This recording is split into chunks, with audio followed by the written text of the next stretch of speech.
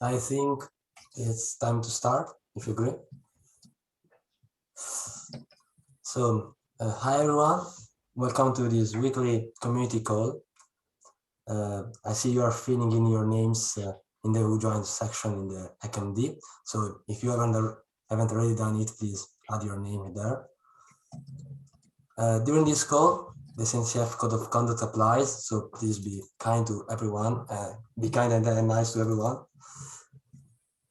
Last but not least, this call is being recorded, so if you don't want to be recorded, please turn your camera off, okay? So I see that there are a couple of highlights for this week. I'll go with the, okay, no, something moving to agenda. Okay, this week highlights, we have just one item on the highlights, that is, okay, the last call's records are now accessible through community page of falco.org. Okay. This is something following the last community call we had. We discussed about allowing people to access records of last community calls. So now you have a direct link to the playlist, YouTube playlist in the community page of falco.org. That's great. Thank you, Thomas. Thanks to Vicente, who retrieves all the records from Zoom. Thank you. So let's dive in the agenda. We've got some items here, okay? First of all, Thomas, I see you are asking to become a maintainer for Falco websites. Yes, this is for following the contributor guide of Falco security organizations. As a reminder for everybody, when you want to become a maintainer of any repository of Falco security organization, you have to contribute with some PRs for a long time, and then ask in a community call a vote to be allowed to become official maintainer. So I think now I completed all the requirements to become official maintainer of Falco website. So this is my question today. I'm asking to become officially a Falco website maintainer. I already did the PR this morning. So if everybody agrees, the current maintainer will approve it, hopefully.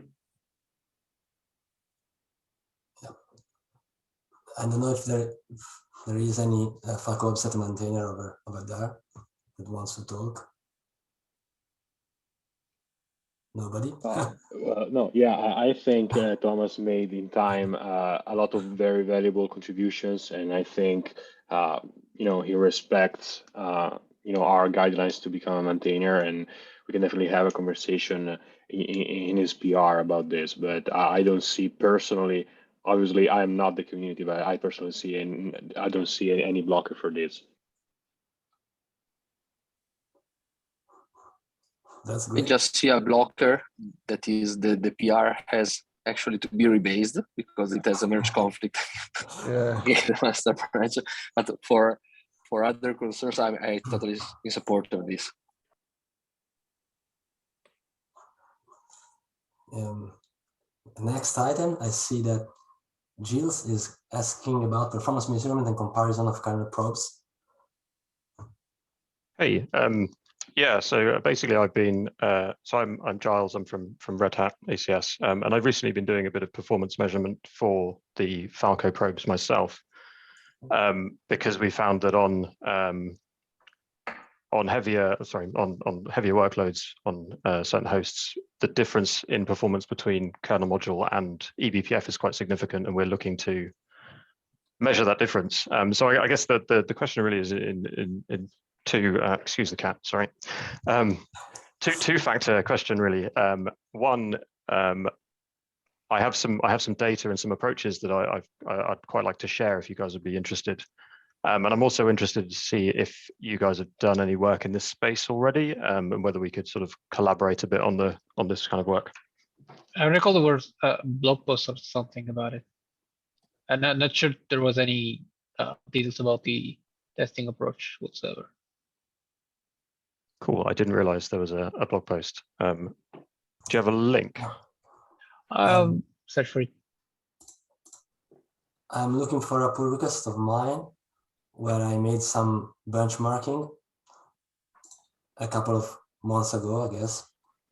And I also know that Andrea is doing quite a bit of work on that topic too, if I remember. Yes, I have just recorded some strange behavior in the BPF of the ops in one of my last PR on libs, and I discovered that we count twice the drops in the BPF probe. So this is I fixed that, but I know that there is a difference between the performance of the kernel module and the BPF probe in this situation, and I'm very interested in your result, in your methods that you have tested, if you want to show us what you have done.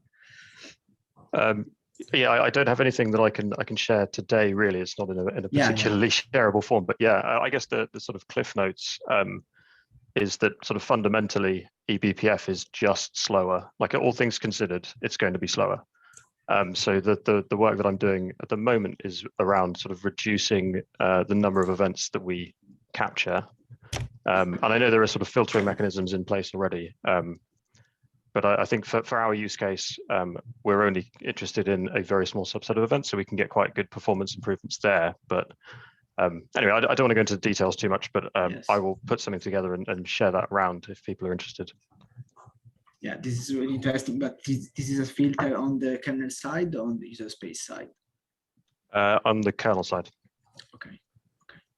Also, something similar. The pull request I just shared, I ported the simple consumer. We call it simple consumer in Falco. It is a modality for Falco in which lots of not so important syscalls are dropped.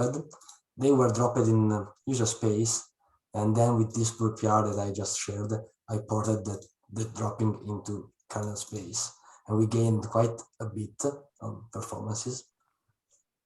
But that's an area that surely needs some work and refinements. So any help is appreciated. Sure. Yeah. Anyway, we are really interested in it. So if you can publish something also in the Falco channel, you are welcome. Yeah, we are really interested in it. Sure. Yeah, I'll put something together and clean up all of my notes, I suppose, and then I'll send it around. Also, this is really basic. I know that it's quite obvious for people that work with this. I remember during a community call a few months ago, some people, I believe from GitHub, were having massive issues with the probe and found out that the eBPF JIT was disabled on their system, which means that the performance in that case will just drop to almost unusable in some for heavy workloads. I believe that Giles already knows about this, and the Falco documentation does mention it, but I just wanted to point it out because maybe someone else is having the same issue, and just as a reminder. Thank you, Luca. Just as a follow-up, I have kind of a question.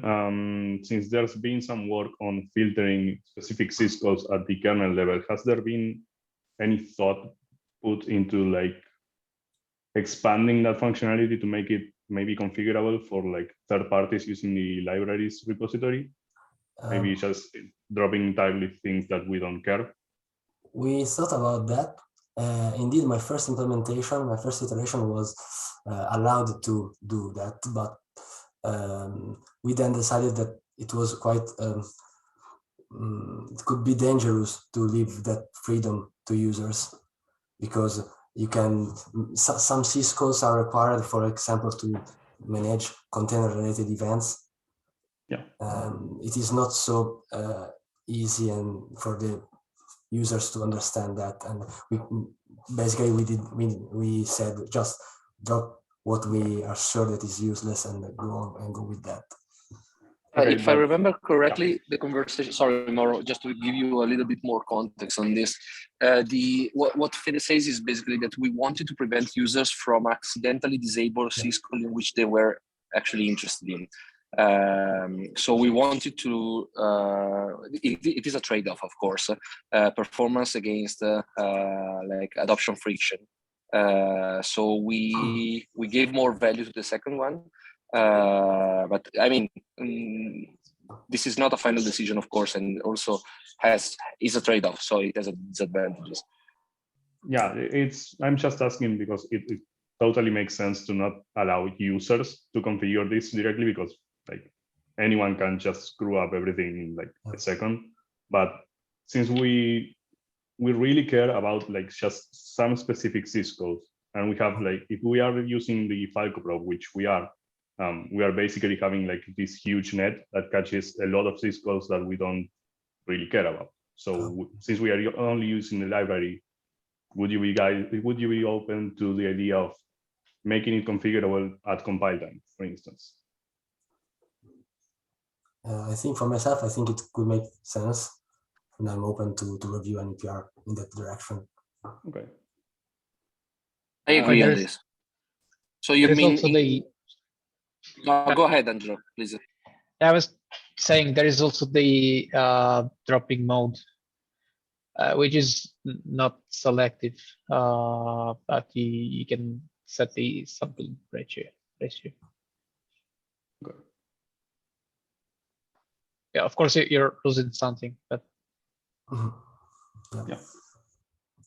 As far as I know, the simple consumer, the syscodes that are dropped by simple consumer mode are the the heaviest, the heaviest ones. So I think that I don't think that dropping all the syscodes apart from maybe 2 or 3 would just improve the situation so much.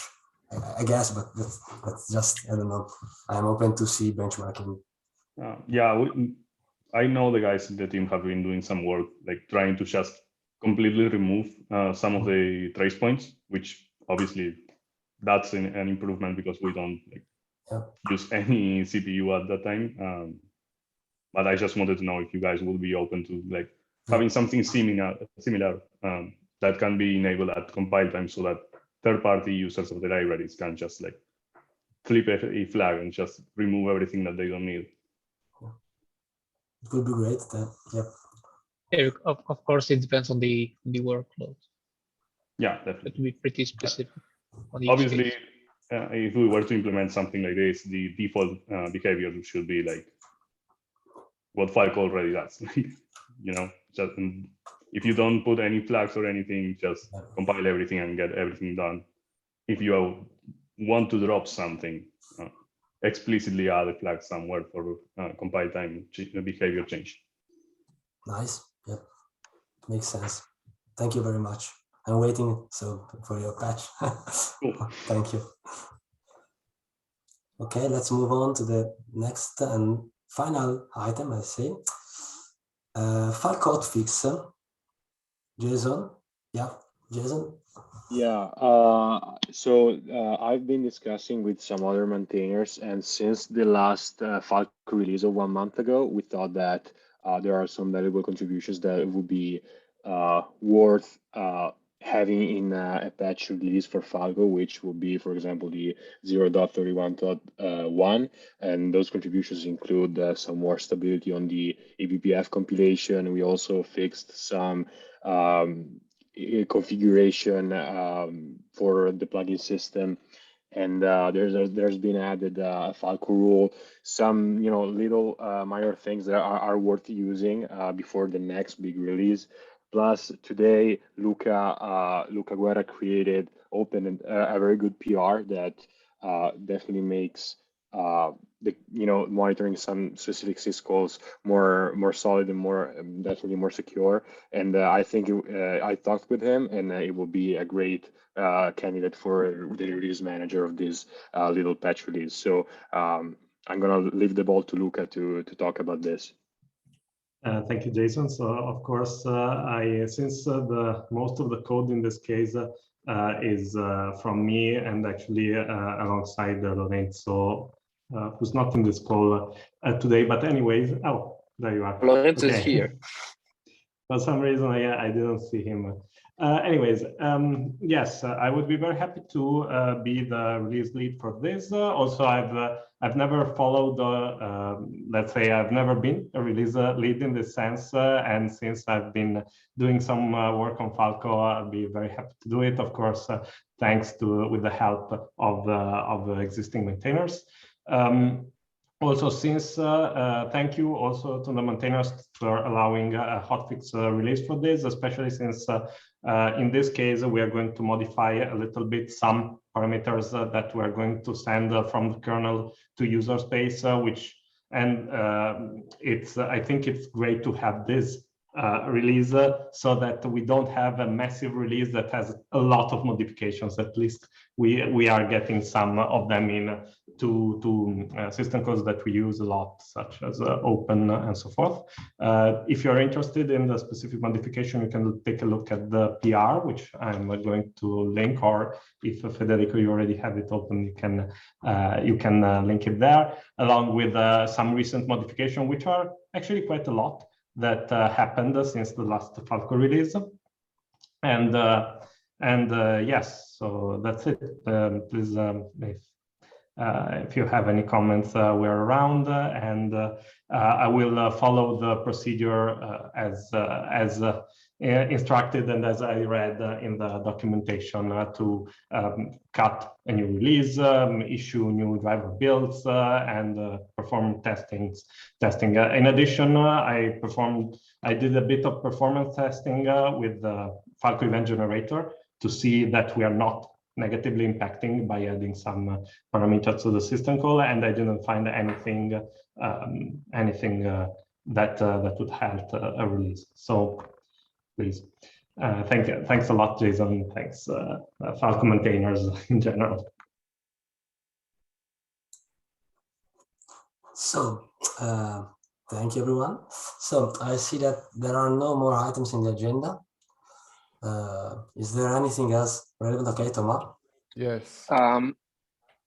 Please go. Go ahead, Thomas. Go ahead. I can finish. Okay. My item is for the last sentence. I had just wanted to put this on the table. Maybe if the discussion seems a little bit too big for this, we can dedicate a separate moment for those who are interested. But I was having a conversation with both Fred and Terrell here in the call about the opportunity to have or not to have binary packages for the libs.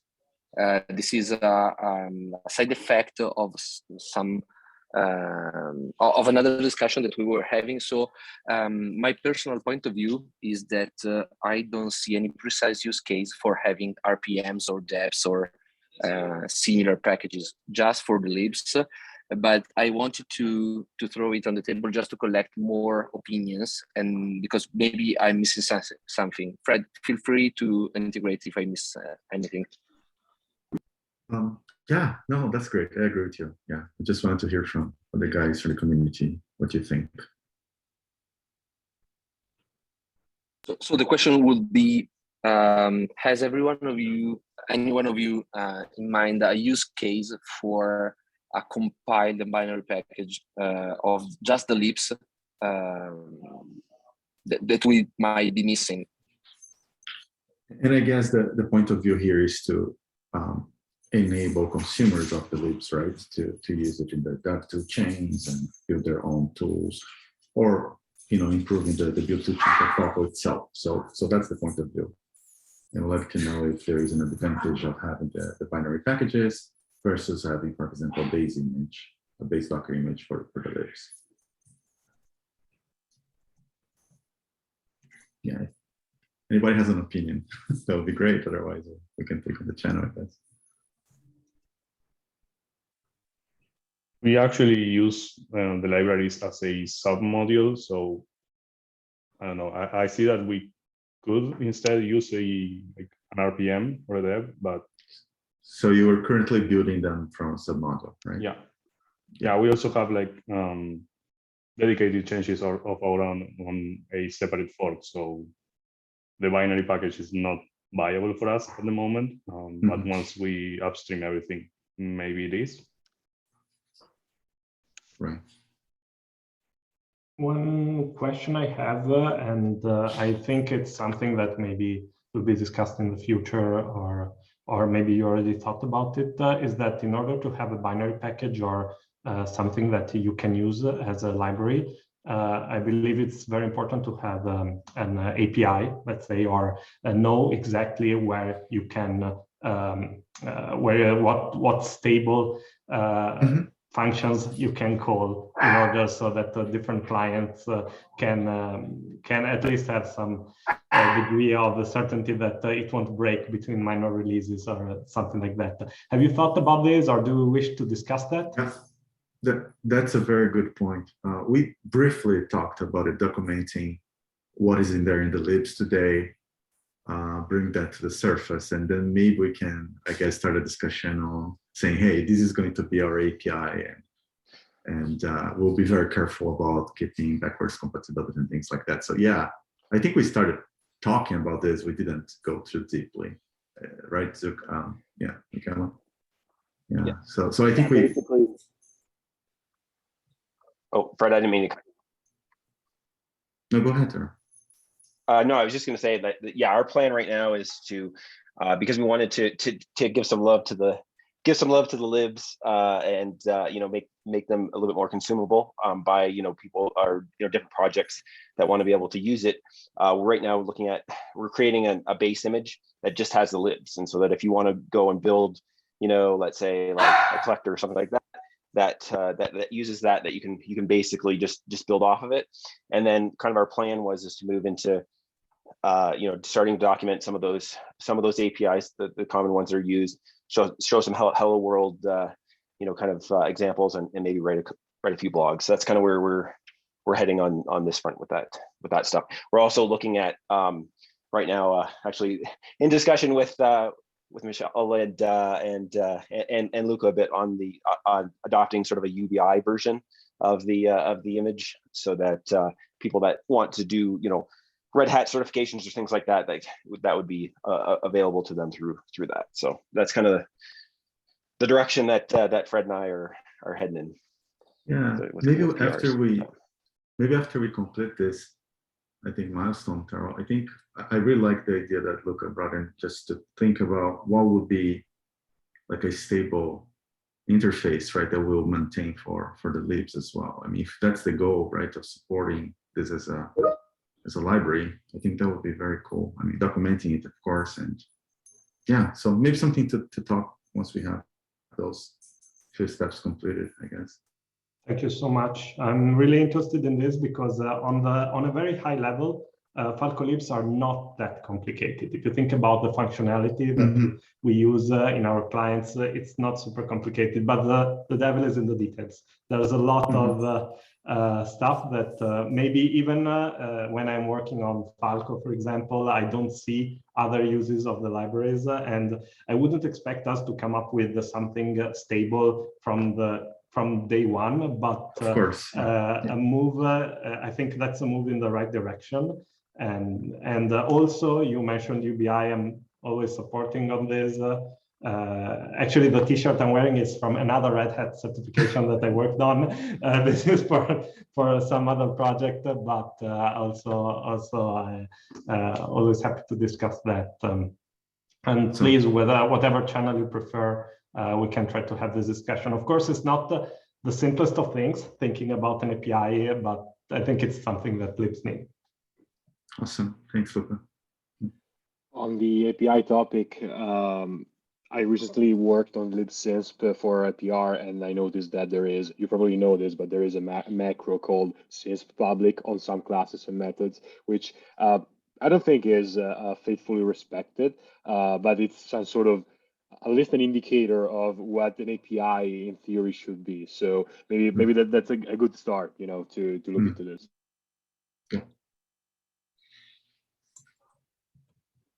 Thanks everyone for the inputs on this topic. Thomas, over to you.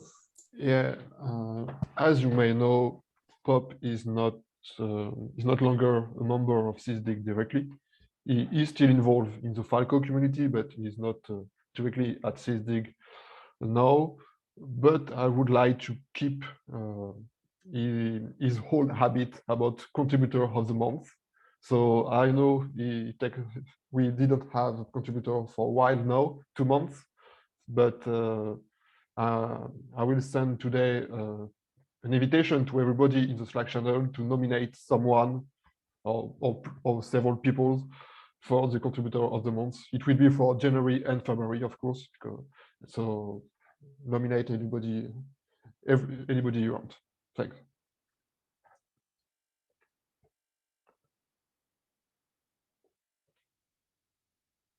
Thank you. Okay. Updating the committee. So is there anything else relevant to be discussed? Okay, that's a no from me. Last question, of course. Is anyone wanting to volunteer as MSC for the next community call? Okay, I can do it if you want. Oh, thank you, Luca. Okay, so let me write it. I cannot write. Okay. Before he changes his mind. Okay, so that's all. Thanks for joining, and of course, see you next week. Bye, everyone. Bye, guys. Bye. Bye-bye. Thank Thank you. you, everyone. Bye.